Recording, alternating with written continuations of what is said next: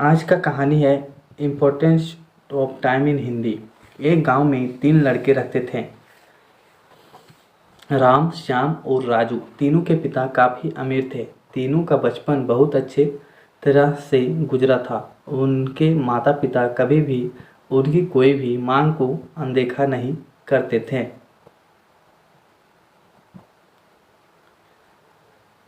राम के पिता सरपंच थे, श्याम के पिता एक कारोबारी थे और राजू के पिता एक किसान जमींदार थे। छोटी उम्र से ही उन सबको लाड प्यार ने ऐसा बना दिया था कि ना तो उनको मेहनत का पता था और ना ही उनको समय की परवाह थी। अक्सर वह सारा दिन बस घूमते रहते थे।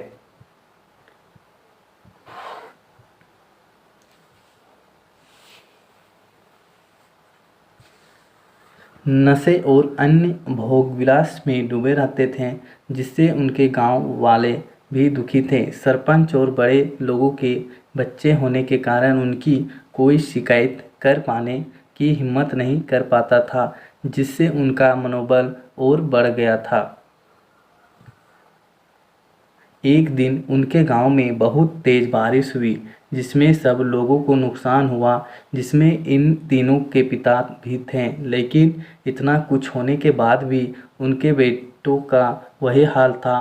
वो बस घूमते रहते, नशा करते, भोगविलास करते रहते थे। माँ बाप काफ़ी चिंतित रहा करते थे।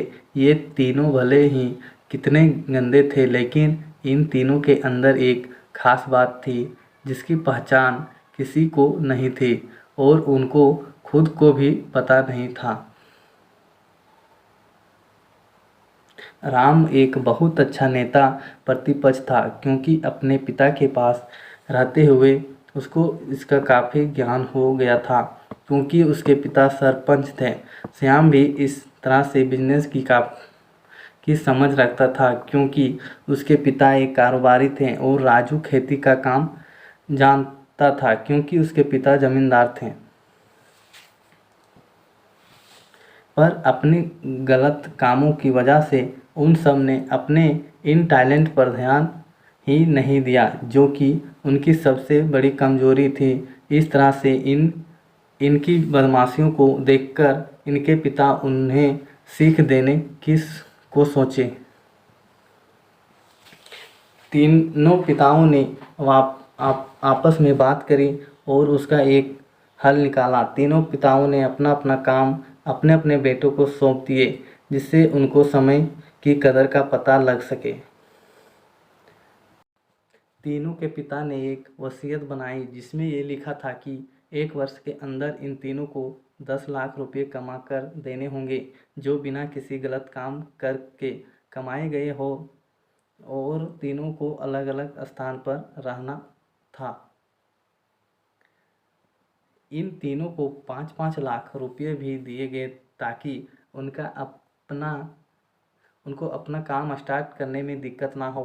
पहले तो सब खुश हो गए कि हम अब आज़ाद हो गए, हमको पैसे मिल गए, और ऐसा सोचकर कि इन्होंने फिर से काफ़ी समय मौज मस्ती करने में लगा दिया। इस तरह से 6 महीने बीत गए और इनका काफ़ी सारा नुकसान भी हुआ। फिर एक दिन अचानक उनको एहसास हुआ कि अगर हम शर्त हार गए तो हम अपनी अपनी जायदाद खो बैठेंगे। धीरे धीरे उनकी चिंता बढ़ने लगी। एक दिन वो इसी उधेड़ धुन में एक पार्क में बैठे थे और कुछ डिस्कस कर रहे थे कि उनको एक छोटी सी लड़की मिली। वो फूल बेच रही थी और साथ में पढ़ भी रही थी। तीनों लोग उस लड़की के पास में गए। तभी राम ने लड़की से बोला, बेटी आपकी उम्र क्या है? तो लड़की ने जवाब दिया कि मैं 12 साल की हूँ। अंकल, इतना सुनते ही राम ने आचार्य से पूछा कि आप इतने छोटे होकर के खेल नहीं रहे हो? इस पर लड़की ने जवाब दिया कि मेरे पापा अब इस दुनिया में नहीं है और माता बीमार रहती है, इसलिए मैं ये काम करती हूँ।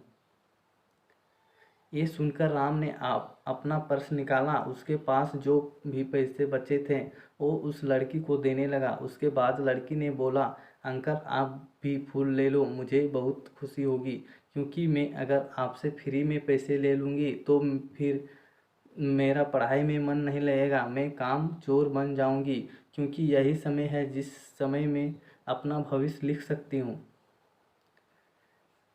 राम ने उस लड़की से सारे फूल ले लिए और तीनों घर लौट आए। उस फूल वाली लड़की का उन तीनों लड़कों पर बहुत गहरा प्रभाव पड़ा।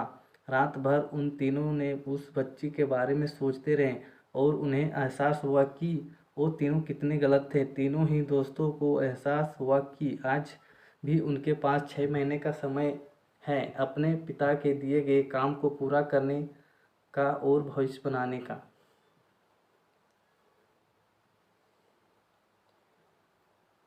इसी दौरान सब ने सोचा कि अगर बचे हुए समय का सही उपयोग करें तो अभी भी बहुत कुछ किया जा सकता है। इस तरह बाकी दोस्तों ने भी सोचा और दूसरे समय में आकर काम तलाशने लगे, पर उनके शर्त में एक शर्त ये भी थी कि उनको जो भी काम करना है वो अपनी पहचान बताए बिना करेंगे, जिससे ये साफ था कि उनको काम नहीं मिला।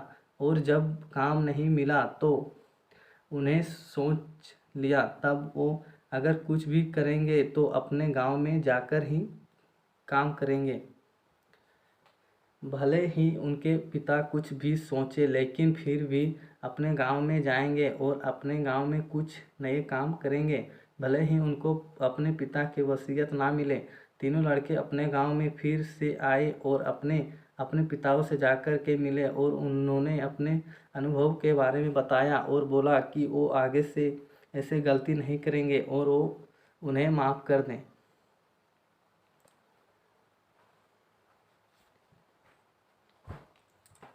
लेकिन पिता तो शर्त पे ही अड़े थे। लड़कों को कोई दया नहीं मिली। तीनों को फिर से दुख हुआ कि तीनों को अपनी गलती का एहसास होने के बाद भी उनके पिता उनका सपोर्ट नहीं कर रहे हैं और फिर से वो रात भर सोचते रहे कि अब क्या किया जाए। तीनों ने मिलकर अपने बाकी पैसों को सही ढंग से सही जगह लगाकर गांव को एक नया रूप दे दिया। उनकी कड़ी मेहनत से गांव के लोग क्या दूसरे शहरों के लोग भी उनके तारीफ करने लगे। उनका गांव तरक्की करने लगा। नई तकनीकों के कारण हर वर्ग के लोगों से उनका जुड़ाव होने लगा और एक समय आने के बाद उनके पिताओं ने भी उनको माफ़ कर दिया।